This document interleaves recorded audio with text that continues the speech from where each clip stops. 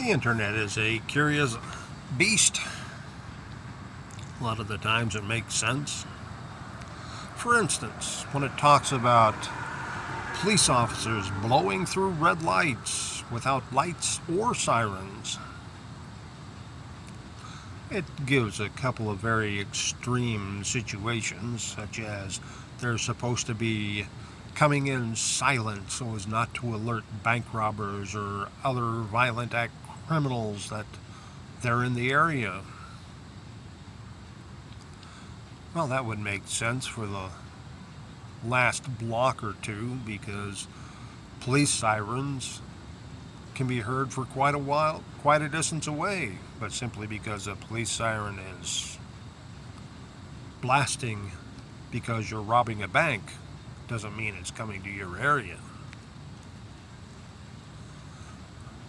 Those are about the only situations the internet says it's acceptable for police officers to blow through red lights. And when I say blow through, I don't mean just rolling through the regular traffic. I mean so much so that you hear the engine still revving loudly as they're going through the red lights.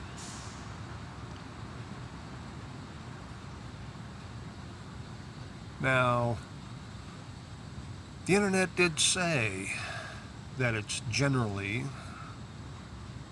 the violation of a law and police policy, and that I should report it to the departments if it's a frequent event in my area.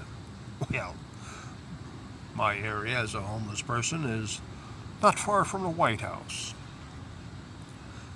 And it's generally the same shift, being the late shift, usually after midnight, 4 o'clock in the morning.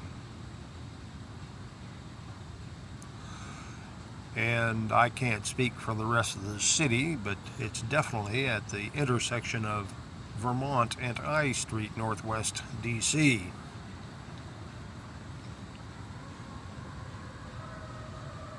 And yes, I did call the SS complaint department each time it happens. They're getting tired of it already. I hope those conversations are recorded, because without lights or sirens, I can only guess they're trying to get to the coffee shop before they close to get their donuts and coffee. Because when they've pulled over civilians in this area for supposedly doing the same thing at lower speeds, they've accused them of drunk driving or under the influence of drugs.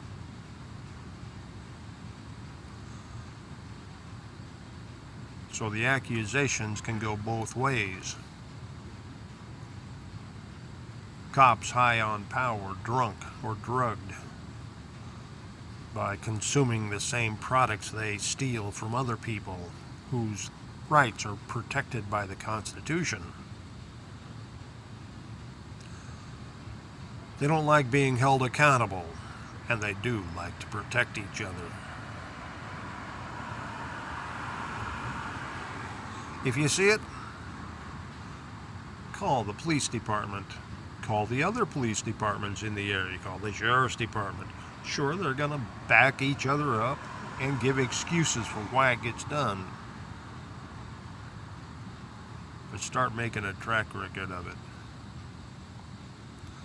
I've just got to figure out how I can rig up cameras for this area for when it happens, because it's getting to be quite a frequent event, especially within the last several weeks. So apparently, or just guessing, there's a new hire in the area in the SS department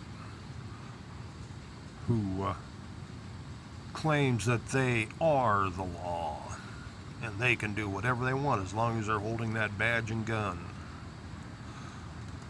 Though I don't wish ill on anyone, I can only wish and hope that that particular officer runs over one of their own in the crosswalk while they're not paying attention to what they're doing.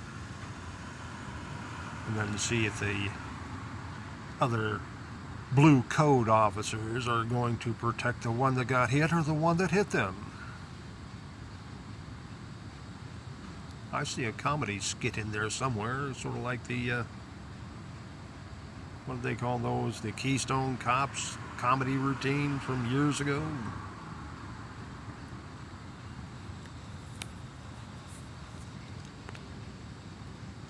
No accountability, and that's our fault for letting them get away with it. Well, I'm just rambling on from this point, so I'll just close it off and let you think of it yourself. And any comments? Don't see why I post anything on here. My phone's not sending any comments through.